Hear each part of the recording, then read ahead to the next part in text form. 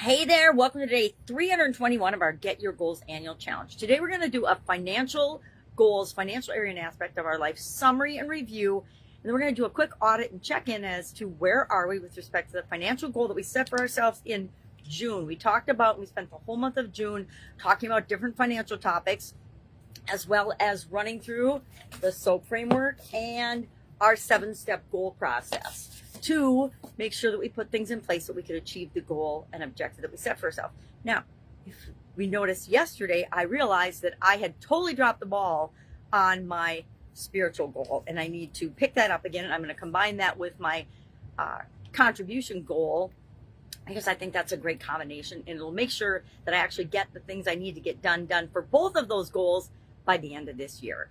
And that's part of why we're doing this review now. If we waited till next month, it would be too late. We wouldn't have time to make any adjustments. But since we're looking at it now in November, we have plenty of time to at least make massive steps toward the goal we said we wanted earlier this year. So let's talk about some financial topics. I've got my giant magnifying glass. Take another sip of coffee. What did we talk about in June? June was our month for focusing on financial health and financial well-being, and specifically our financial goals. So as you can see, I have my handy dandy content calendar, but I did go through it last night before I went to bed and looked at the different topics we talked about. Similar, by June, I'd figured out what I wanted to talk about every month. And so we talked about our definition. We started the month with what is our definition of financial health and financial well-being, because we have to know what we want and what we're shooting for in order to set goals and objectives to get us there. So we did our definition. Then we talked about, of course, core values with respect to our financial well-being and health and our goals. And then next we talked about our thoughts and our beliefs, because we know if we have beliefs that are butting heads, even at a subconscious level, it makes it really, really hard to achieve our goals and objectives. We did the 7 why exercise, which is one of my favorite. We use it on ourselves. We never ask ourselves a series of 7 whys, somebody else or something else is happening. We only ask it about ourselves because it gives us internal insight into our motivation, what drives us, what's most important to us. We did we picked an area that we want to improve in our financial well-being, and we soaped it up using our SOAP framework. I like my bars of soap better than my graphics, but we said what is an area of our financial well-being, our financial life, our financial situation currently that we want to improve, and we added the SOAP framework to it. We did the S for our situation or story, and we identified what is our current situation and story with respect to this area of our finances, and what do we want it to be.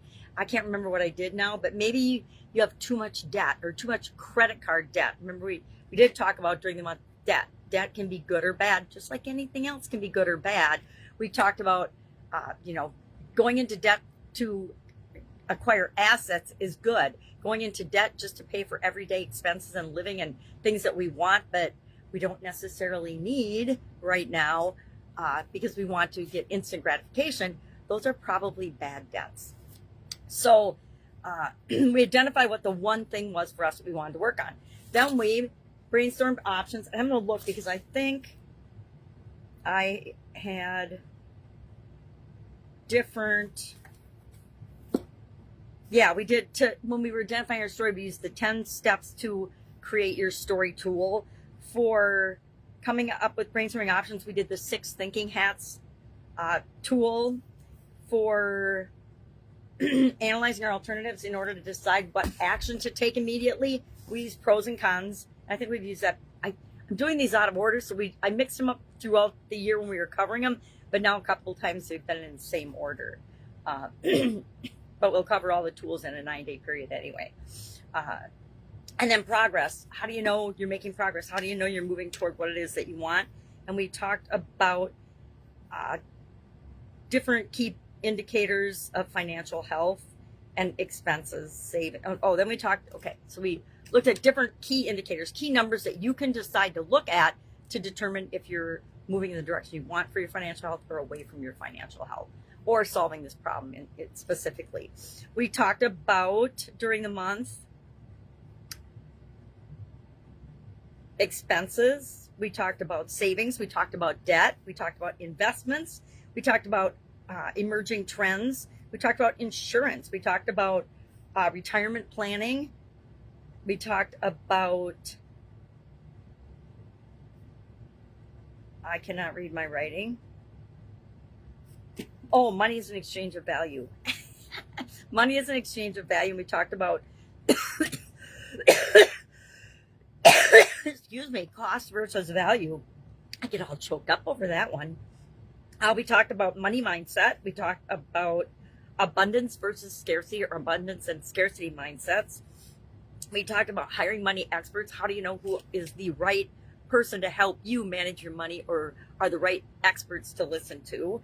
We talked about coaches. We used the lifeline exercise, one of my favorites, where we plotted out key events in our life, just like we would for history class, a timeline, year we were born, this year and beyond, I like to use, and then key milestone events that happened in our life. And we think about, where were we financially when those things happened? Because as we do this, and as we do it and add things to it over time, we have amazing epiphanies and aha moments that show us things that we haven't seen before. We see connections, we see disconnections, we see goals and objectives butting heads, and we have to decide what's the higher priority, because the higher priority, at least at a subconscious level, is always going to win. We're always going to take action toward the thing that's most important to us, whether we're aware of it or not.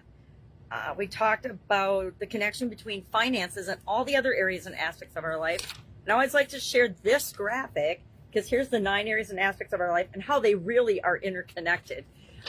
Sometimes we think that and sometimes there's a direct relationship, and sometimes there's an indirect relationship.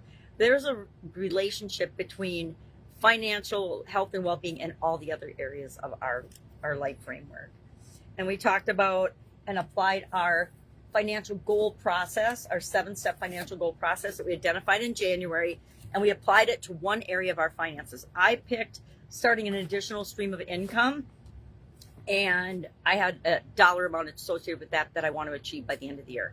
That one, if I'm honest, isn't looking too good right now, because like the one from May, I let that one drop. Like my spiritual one, I let that goal drop by the wayside a little bit, because there was a whole bunch of family drama going on and other things took priorities. And that happens in our life.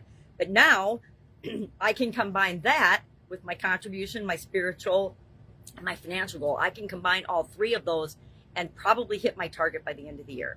I'm going to say there's probably a 75% chance. I want to say 80, but I don't want to overcommit to myself and then be all disappointed. So that's it. Our action item today is to look at and think about the financial goal that you set for yourself in June, and check in with, how are you doing with respect to progress? Me, not so good. You, hopefully better on yours. But now is the time to tweak and test and make some adjustments to our plan and our strategy and our SMART goal process, etc., to ensure that we can make as much progress toward achieving that goal by the end of the year as we possibly can. If you need help with that, hit me up and ask. I'll be working on mine as well.